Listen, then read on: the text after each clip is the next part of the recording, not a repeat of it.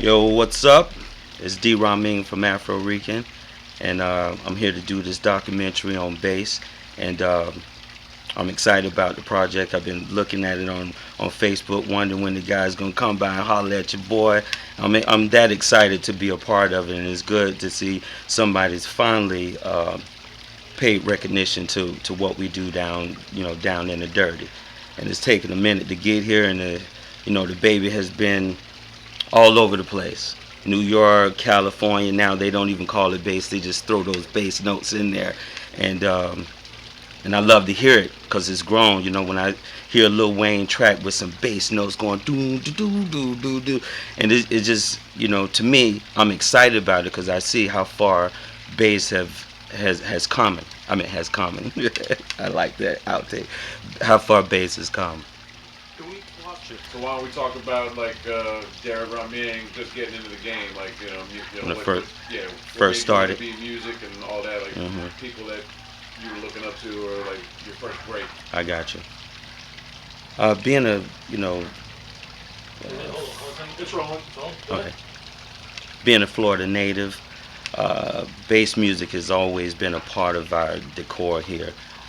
From the people that, from the island, like from the Bahamas, we have a very large island culture here. And it wasn't so much as that they brought DJing or rapping or bass music. Electronic bass is what we call it now. It's more electronic, but they brought the big drums from the islands and stuff like that. And it is somehow it has become a part of our culture, just like in that low end. And as a kid growing up, these guys used to set up big sound systems, and you could hear them for blocks, maybe even a mile. CM Express DJs, Jam Pony Express DJs used to set up these big systems.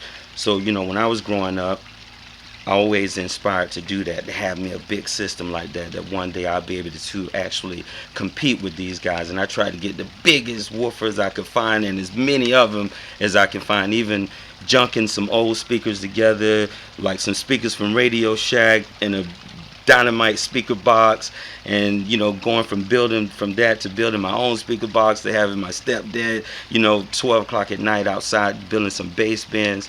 But that got old over time, logging all those speakers around and those racks of amps and turntables. So I said it's got to be a better way for me to actually enjoy this music besides carrying all these speakers around. So then I met a friend of mine from New York. We're good friends to this day. I credit him with teaching me how to actually DJ on the turntables. We used to mic check, grab the mic real quick, turn the talk over volume down and scream, so, yeah, ride it, ride it. That was our style of DJing back then. And the cats from New York used to like, man, that's not DJing. But it's funny how time and things go by. Now I hear the cats from New York over their mixtapes screaming over the music, because that's what they used to tell me. Like, no, you don't DJ like that, dude. You talking over the music. But then in the dirty down here, we had a little scheme. It was okay. The crowd was feeling it. Matter of fact, if you wasn't talking on the mic, they was like, what's up with this DJ right here? He's not really a DJ. So I didn't know anything about blending beats together and stuff like that. I just knew about mic checking.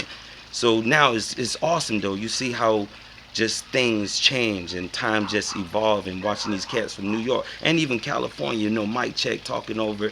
And so after that whole scene, the next move was for me was to get into learning how to DJ, how are these guys blending records. So I met this guy Billy Hands from New York, and he came to watch one of my sets. I was DJing, talking over the mic, and he was like, dude, what you're doing is awesome. I'm not here to try to change your game. I see you got the crowd rocking, and as an entertainer, as a DJ, that's your job. But in New York, we do it more with blending the beats, and the crowd go nuts when we mix in their favorite track, right? So he said, how about I teach you a couple of things? I don't mean to step on your game, but what if you incorporated mixing these beats over to your talking, like your mic checking and whatnot. So once I learned how to blend the beats, it was a whole nother game after that.